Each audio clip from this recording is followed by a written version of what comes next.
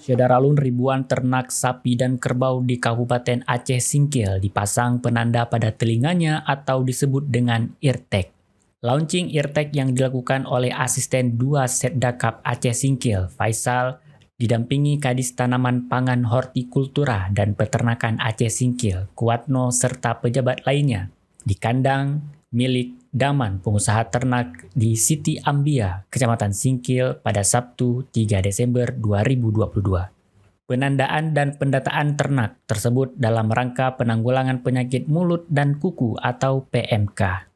Kemudian sesuai dengan surat edaran Dirjen PKH bahwa pelayanan IB, PKB, kelahiran, pengobatan vaksin, pelayanan penerbitan sertifikat veteriner untuk lalu lintas ternak, serta ternak yang diperdagangkan di pasar ternak atau hewan, dan pemotongan ternak di rumah potong hewan dipersyaratkan harus memiliki eartag. Kepala Dinas Tanaman Pangan, Hortikultura, dan Peternakan Aceh Singkil, Kuatno, mengatakan pemasangan penanda salah satu manfaatnya untuk mengetahui hewan yang sudah divaksin penyakit mulut dan kuku. Jadi kalau kita pakai RTG ini cara mendaftarkannya, kalau saya divaksin tanda, tapi kalau nggak pakai RTG kan udah divaksin udah belum ada tanda.